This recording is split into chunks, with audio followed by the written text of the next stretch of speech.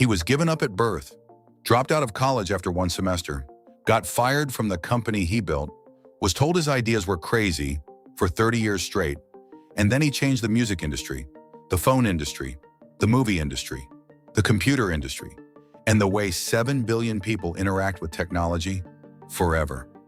His name is Steve Jobs, and his story is not just about genius. It's about what happens when a person refuses, absolutely refuses, to accept the world as it is. February 24th, 1955. A baby boy is born in San Francisco.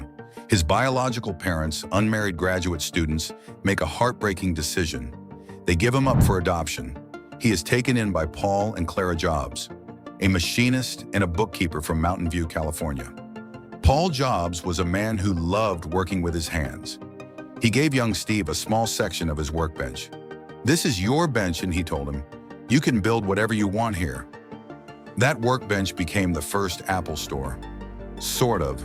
Steve Jobs was, by most accounts, a nightmare student. Bored, disruptive, relentlessly questioning why he had to learn things he didn't care about. One teacher bribed him with candy and money just to do his homework. It worked. He tested so high they tried to skip him 3 grades. His parents settled for skipping him one. He didn't struggle because he lacked intelligence. He struggled because the system was built for a different kind of mind. At 17, Steve enrolled at Reed College in Oregon. It was expensive. His parents had saved for years to pay for it. 6 months in, he dropped out, not because he hated learning, because he hated being told what to learn. Here's where it gets interesting.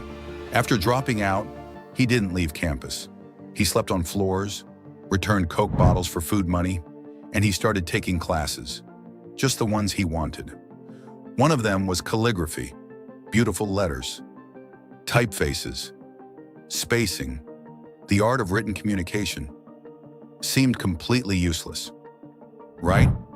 10 years later, that calligraphy class became the reason the Macintosh had the most beautiful fonts ever seen on a computer.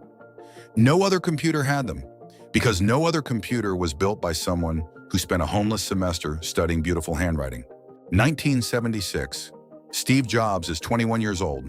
He and his friend Steve Wozniak, a genuine engineering genius, build a computer in a garage. Not for a company, not for a contract, just because they could. Jobs sees it immediately. This isn't just a machine.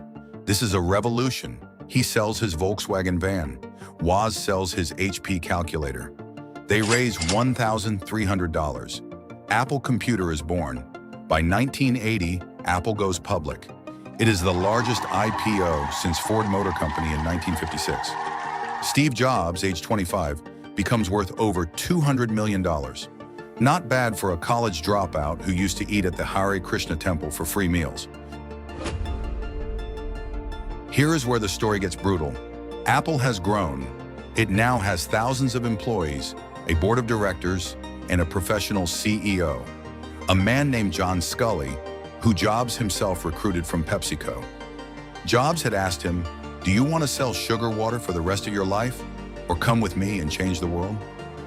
Sculley came, and 2 years later, with the board's support, he pushed Steve Jobs out of Apple. The company Jobs had started in his parents' garage. The company he had poured every ounce of himself into, voted him out. Jobs later said he felt like a very public failure. He said the heaviness of it stayed with him for months. He thought about leaving Silicon Valley entirely. What he did next, the greatest "fine, I'll do it myself" in history, Jobs didn't quit. He did something far more dangerous. He started over. He founded a new computer company called Next. He bought a small animation studio from George Lucas for $5 million. You may have heard of it. He renamed it Pixar. While everyone in Silicon Valley was watching Apple, Jobs was quietly building 2 revolutions at once. By 1997, Apple is dying. They are 90 days from bankruptcy. Seriously, 90 days. The company that was once worth billions is on the brink of collapse. Apple buys Next, Jobs' company, for $427 million. Steve Jobs comes back. His first move? He cuts Apple's product line from 350 products to 10. 340 products? Gone. Everyone panicked. Jobs said, We need to be great at a few things, not mediocre at everything. 1998, the iMac. Computers don't have to be beige boxes. 2001, the iPod. 1,000 songs in your pocket. 2003, iTunes Store. The music industry will never be the same. 2006, Pixar merges with Disney. Jobs becomes Disney's largest shareholder. 2007, the iPhone. He holds up a phone with no buttons and the crowd goes silent, then erupts. He said, every once in a while, a revolutionary product comes along that changes everything. He was not exaggerating.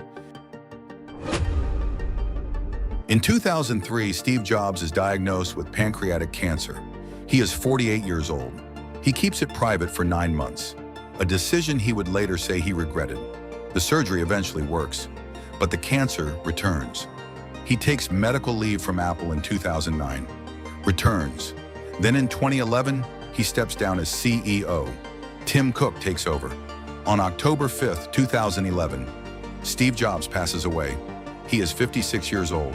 People place flowers and candles outside Apple stores around the world, in cities that had never met him, in countries that spoke different languages. In silence, they said thank you. So what do we take from this man?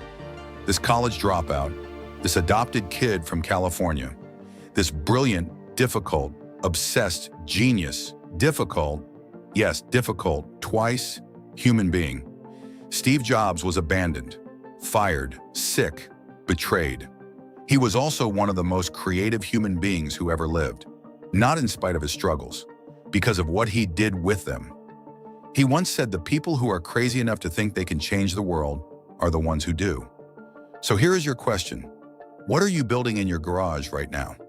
Remembering that you are going to die is the best way I know to avoid the trap of thinking you have something to lose. Steve Jobs. If you gained value from this video, do well to like, share, and subscribe to our channel for more motivational life lessons. Thanks for watching. See you in our next video.